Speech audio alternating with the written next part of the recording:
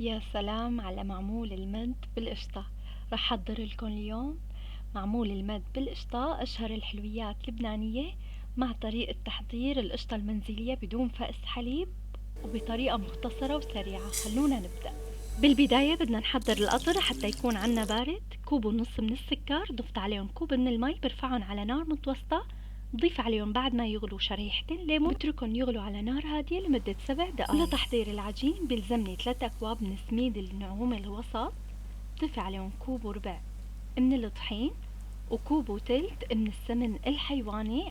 أكيد إذا مو موجود السمن الحيواني فيكن تستخدموا السمن النباتي وبتضيفوا عليه ملعقة كبيرة من السمن الحيواني، بيعطيكم تقريبا نفس النكهة. هلا فرقتهم لحتى تشرب السميد والطحين كل الدسم. بعد هيك رح ضيف عليه المطيبات اللي هنن ملعقة صغيرة من المحلب، ملعقة صغيرة من الفانيليا، نزل عليهم نص كوب من الحليب الباودر وكوب إلا ربع من السكر الباودر. بقلبهم مثل ما موضح عليكم، وبضيف عليهم ملعقة صغيرة من كربونات الصوديوم.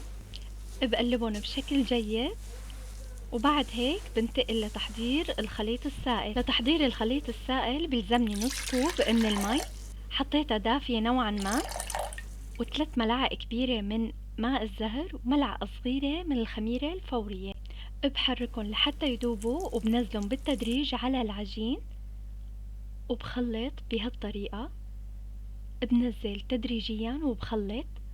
ما تخافوا انه تطلع معكم مرقة او سائلة، هيك لازم يكون قوامها. غطيتها بنايلون غذائي وتركتها بحرارة الغرفة أقل شي ترتاح لمدة ساعة. بالعامية منقول حتى تفتح عنا حبة السميد، بدنا اياه يدوب بالتم ذوبان، ما بدنا يظهر اي قرطة. هلأ بعد مرور الوقت قلبت العجين وقسمته لقسمين متساويين تماما. بصينية الخبز حطيت ورق زبدة ونزلت نص الخليط، ورح ابدأ مد العجين بالصينية على مستوى واحد. هلأ بعد ما فتحتها بهذه الطريقة رح يجي ابني ويساعدني. مسكت ورق الزبدة وابني سحب الصينية، وهيك بيكون جهزت الطبقة العلوية من معمول المد بالقشطة بأسرع وقت وأسهل طريقة. بعد ما جهزت الطبقة العلوية رح جهز الطبقة السفلية. دهنت الصينية بكمية من السمنة تقريبا ملعقة كبيرة، وبدأت مد القسم الثاني وبرفع الأطراف حتى القشطة ما تحترق ويضل شكل القطعة جميل.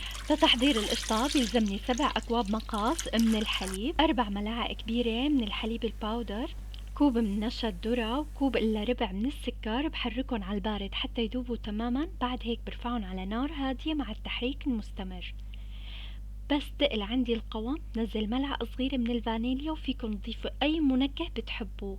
نزلت عليه علبة من القشطة حتى أحصل على قوام وطعم غني. بخليها تغلي لمدة دقيقتين. بعد هيك برفعها وبتركها تبرد بحرارة الغرفة. بالطبقة السفلية من عجينة المعمول رشيت برش فستق الحلبي، وهيك بتنعمل الطريقة الأصلية. أكيد فيكم تستغنوا عنها اختيار. بس بردت عندي القشطة بحرارة الغرفة، بنزلها على الطبقة السفلية وبمدها بمستوى واحد مثل ما موضح بالفيديو. بستعين بأي أداة حتى ملس وجهها، وبنزل عليها الطبقة العلوية اللي حضرناها بالبداية. أسهل طريقة معمول مد بالقشطة رح تجهزوها، ولا أروع، قمة بالسهولة. حتى فيكن تحضروها كتحضير مسبق وتحطوها بالبراد وتاني يوم تشووها بالفرن. هلأ بعد ما أنهيت الطبقة العلوية برفعها وأشفي زوائد من العجين، برفعهم بواسطة قطعة العجين حتى يكون عندي شكلها مرتب. فقط بحدد وجه الصينية تحديد، مو تقطيع، تحديد فقط. بهالشكل هاد بدخلها على فرن محمى مسبقا على حرارة 200 بالرف الوسط لمدة 25 دقيقة. من الأسفل والأعلى مع بعض. ممكن تاخد زيادة 5 دقايق، أنقص دقيقتين، يعني حتى تحصلوا على هيدا النتيجة.